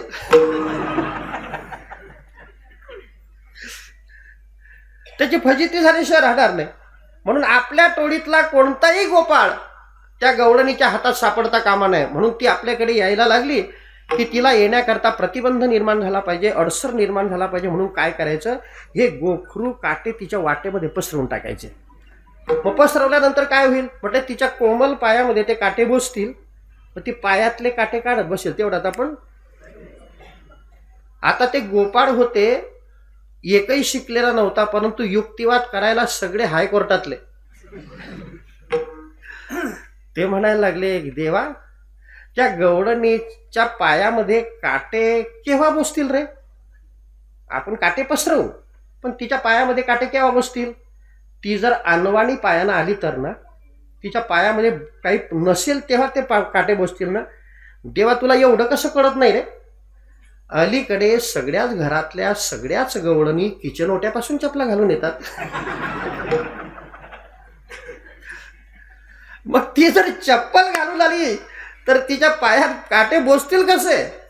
भगवान म्हणतात की मग ती जर चप्पल घालून आली तर हा पुढचा प्रभावी इलाज आहे. ही बारीक माती तिच्या डोळ्यात फेकायची. डोळ्यात फेकल्यानंतर ती डोळे सोडत बसेल. तेवढ्यात आपण, परंतु जो पेंद्या होता तो इब्लिशांचा शिरोमणी होता. तो म्हणायला लागला देवा, त्या गवळणीच्या डोळ्यात आपण माती पण फेकू रे, परंतु ती गवळण जर चष्मा घालून आली तर काय करणार? विरोधाचा भाग द्या सोडून. अशा अनंत प्रकारच्या लिला त्या भगवंतानं गोकुळामध्ये केल्या. सगळ्या गवळणी त्रासल्या. त्या भगवंताला डोळे भरून पाहता यावं म्हणून गाऱ्हाण्यांचं निमित्त करून एक एक गवळण त्या यशोदेच्या अंगणात आली. आणि त्या यशोदेवर काय गाऱ्हाणं सांगते बघा. पहिली गवळण आली. गवळणी सांगती गाऱ्हाणी, रात्री आला चक्रपाणी, खावणी दही दूध तूप लोणी, फोडिली अवघी विरजणी, धरू जाता सापडे ना यशोदे, बाळ तुझा कान्हा, कोठवर सोसू धिंगाणा. ही जात नाही तेवढ्यामध्ये दुसरी गवळण यशोदेच्या अंगणात. ती बोलायला लागली, यशोदे, तुझ्या पोरानं रात्री माझ्या घरात काय केलाय बघ. दुसरी आली धावत, याने ग बाई काय केली मात, मुखाशी मुख चुंबन घेत, गळ्यामध्ये हात घालितो, हे ग बाई आम्हाशी पाहावे ना यशोदे, बाळ तुझा कान्हा, कोठवर सोसू धिंगाणा. तिसरी गवळण एकदम 120च्या स्पीडनं आली बर का. आणि आल्यानंतर ती म्हणायला लागली, यशोदे, इतर गवळणीच्या घरामध्ये ज्या खोड्या केल्या त्या निदान सांगता येण्यासारख्या तरी होत्या ग, पण माझ्या घरात जी खोडी केली ती मला सांगायला खूप लाज वाटते. ती देवाची माय होती. ती म्हणायला लागली, काही लाजू नको, जशी सांगता येईल तशी सांग. आपल्या भाषेत बोलायचं तर बिनलाजी होऊन सांग. यशोदेची आज्ञा मिळता बरोबर आपल्या घरात केलेली खोडी ती अगदी मोकळ्या मनानं सांगायला लागली, तुझ्या पोरानं माझ्या घरात काय केलं बघ. तिसरी आली धावणी, याने ग बाई काय केली करणी, पतीची दाढी माझी वेणी, दोहिसी गाठ बांधोनी, गाठबाई कोणाशी सुटे ना यशोदे, बाळ तुझा कान्हा कोठवर सोसू धिंगाणा. अहो देव जरी झाला तरी खोड्या करायला काही माप आहे की नाही, प्रमाण आहे की नाही? हा, देव झाला म्हणून काय,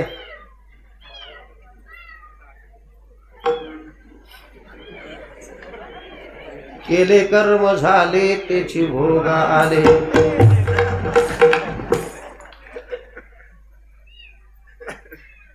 जो माणूस येतो तो शिकवण द्यायलाच येतो.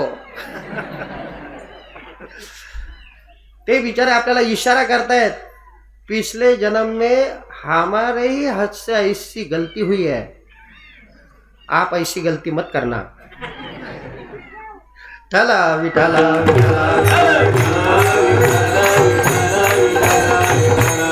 तिसरी आली धावणी, याने ग बाई काय केली करणी, पतीची दाढी माझी वेणी, दोहीसी गाठ बांधोनी.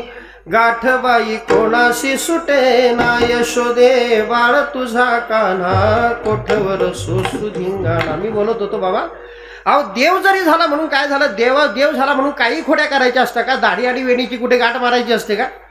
बरं जाऊ द्या, मारली तर मारली, पण तुम्ही सांगा ना, दाढी आणि वेणीची गाठ मारल्यानंतर ते उलट वहर कसं दिसत असेल? परंतु अशाही प्रकारच्या खोड्या त्या परमात्म्यानं गोकुळामध्ये केल्या.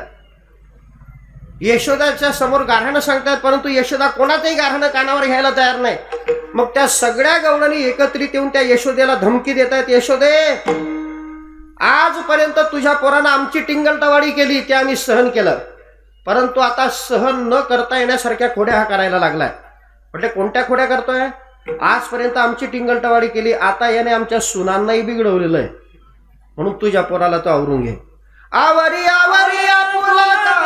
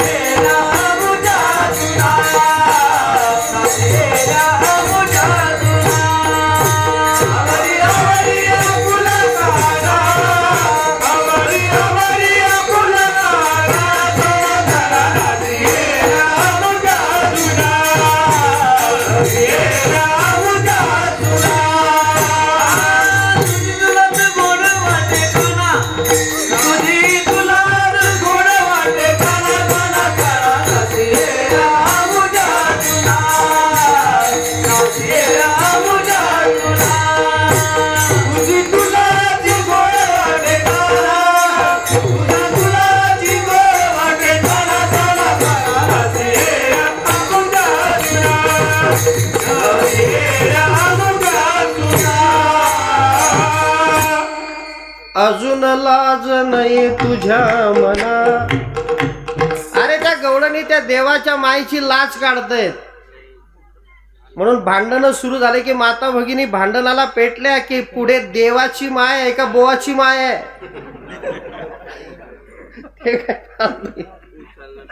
अजून लाज नाही तुझ्या मना. शेवटी त्यांनी सांगितलं, तू जर तुझ्या पोराला आवर नाही घातला तर आम्ही एक निर्णय घेतलेला आहे. कोणता निर्णय?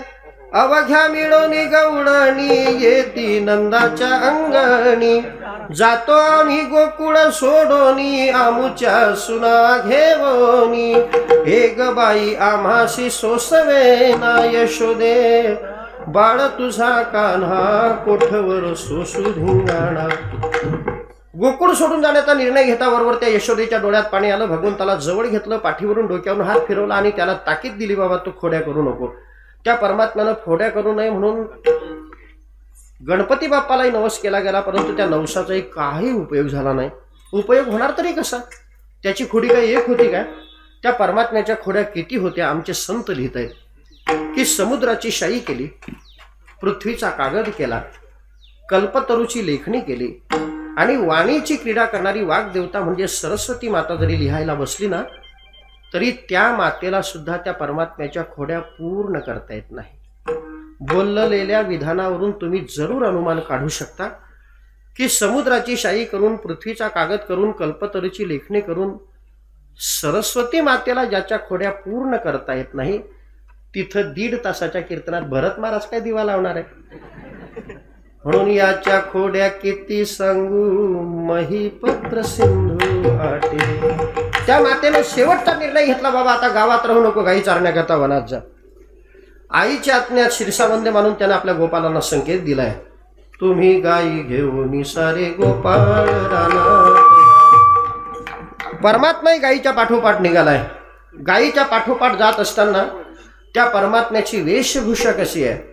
काळी घोंगडी हाती काठी लागला धेनुचे पाठी. काळी घोंगडी हाती काठी चारी तो धेनू सावळा जग जेठे. खांद्यावर काळी कांबडी, हातामध्ये डोक्यापेक्षा उंच लांबकी काठी. तो यज्ञाचा भोगता परमात्मा गायी चारण्याकरता गायीच्या पाठोपाठ वनात जातोय. यमुनेच्या पवित्र थडीवर गायी सरतायत. यमुनेच्या पवित्र वाळवंटामध्ये गोपाळांसोबत खेळ खेळतोय. खेळ खेळता खेळता माध्यान्ह झाला. सगळे गोपाळ भुकेले झाले आणि भुकेले झाल्यानंतर त्या गोपाळांच्या विनंतीला मान देऊन त्याने आवाहन केलं की झाली आता वेळ, म्हणती आणा शिदोऱ्या. गोपाळांनी विनंती करता बरोबर परमात्म्यानं आवाहन केलं आणि सगळ्यांच्या शिदोऱ्या एकत्रित करायला सांगितल्या. मी शिदोरी शब्द वापरतोय, शिदोरी शब्द वापरतोय कारण शिदोरी वेगळी, डबा वेगळा आणि पार्सल वेगळी.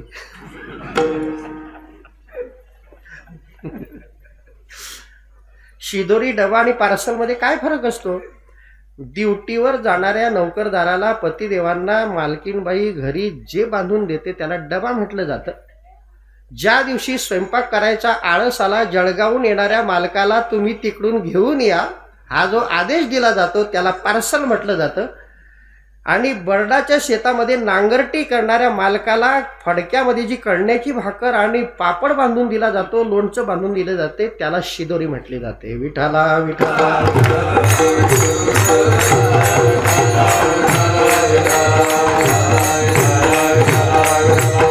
मग त्या सगळ्यांच्या शिदोऱ्या परमात्म्याने एकत्रित केल्या. तो काल्याचा प्रसंग पाहण्याकरता, काल्याचा प्रसाद मिळण्याकरता स्वर्गातले देव आपला देवपणा विसरून तिथं हजर होते. त्यांच्या ज्या राजधान्या होत्या त्या ओस पडल्या होत्या. त्या काल्याच्या प्रसंगाचं सुंदर अशा प्रकारचं वर्णन श्रीमद भागवताच्या दशमस्कंधामध्ये निष्कलंक असलेले शुकाचार्यजी महाराज यांनी या स्वरूपात केलेलं आहे.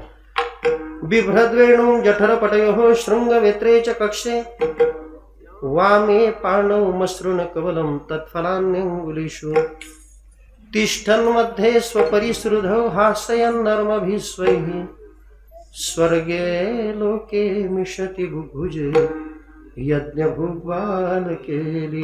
पुंडली गोपाल कृष्ण,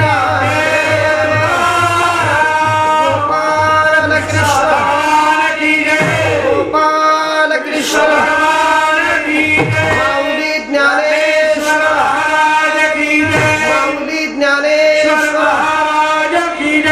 पंढरीनाथ, पंढरीनाथ, सद्गुरु निवृत्तीनाथ, सद्गुरु निवृत्तीनाथ. यमुनेच्या पवित्र वाळवंटात भगवान श्रीकृष्णानं आपल्या गोपाळांसोबत केलेला काला आपले संत हृदय सम्राट ज्ञानेश्वर माऊलींच्या कृपेने चंद्रभागेच्या वाळवंटात झाला. एकच टाळी झाली चंद्रभागे वाळवंटी, माझा ज्ञानराजा गोपाळाशी लाह्या वाटी. आणि ज्ञानोबरायांच्या कृपेने चंद्रभागेच्या वाळवंटात झालेला काला आपले भाग्य विधाते सद्गुरू झेंडूजी महाराज बेडीकर, स्वानंद सुखन्यासी सद्गुरू जोग महाराज या महात्म्यांच्या पुण्याईनं तो आज आपल्या हातात येऊन पोहोचलाय. म्हणून हेची अनुवाद सदा सर्वकाळ करोनी गोपाळ काला सेवू ज्ञानेश्वर.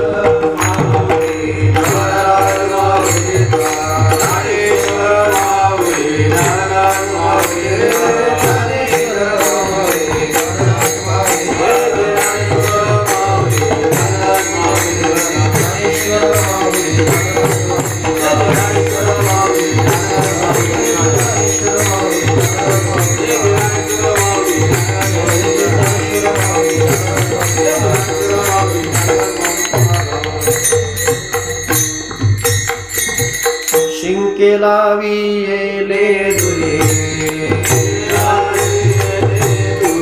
शिंके लावी येले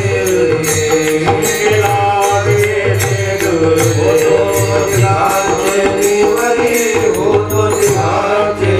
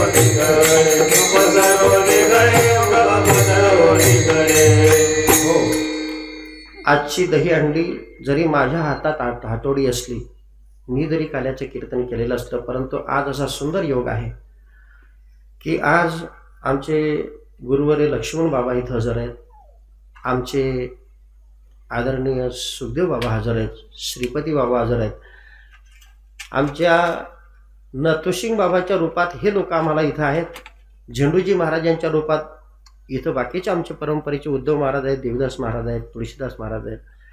तर आज या तिघांच्या साक्षीनं हंडी फुटणार आहे. तिघांचा हात एकाच हातोडीला राहील आणि ते आम्हाला बघायचं आहे. या या अरे बाबा, चला सुखदेव बाबा, आम्ही फक्त पाहणार आहे. तुमचं झालं की आम्ही जाय अंड्या फोडायला. बाबा काठी लावा अगोदर. काठी लावू दे बाबा. हा हा पुढे थोडं तुका मने हाती ठोका, बापरे हाती ठोका, हाती ठोका, बापरे हाती ठोका, उन्हे दे गौने दे गौने दे गौने दे गौने दे गौने दे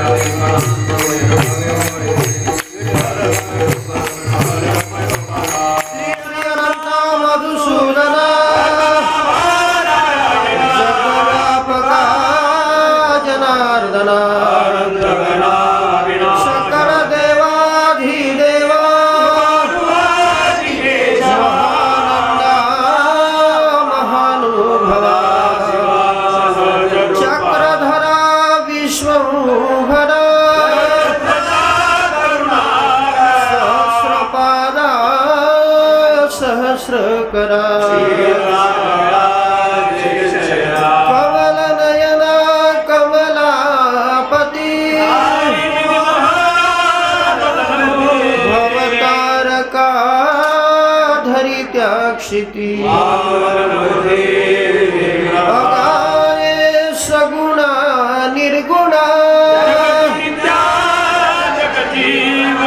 वसुदेव देवकी नंदना तुकाला लोटांगणी चिकरित से विनवणी सकळ देवाधिदेवा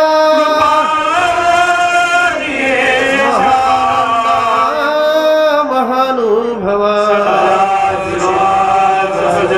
ओम नमो ज्ञानेश्वर अनुग्रह लाधलो मी कळा कुसरी काहीची नेणे अनुग्रह लाधलो एका जनार्दनी तुमचा दास तुमचा अनुग्रह लाधलो आता विश्वात्मके देवी मत द्यावे जे खळांची व्यंकटी सांडो भूता परस्परे पडो दुरितांचे तिमिर जावो जे वांछील तो ते लाभो वर्षत सकळ मंगळी अनवरत भूमंडळी सदा कल्पतरुण से आले भगवती जे अर्णव चंद्र में जे अलांछन सर्वाहि सदा सज्ज बहुना सर्वसुखी भजो आदि पुरुषी ग्रंथोपजी इष्टादृष्ट विजय म्हणे श्री विश्वेश्वरा वरे ज्ञानदेव वरे ज्ञानदेव विठ्ठल रखुमाई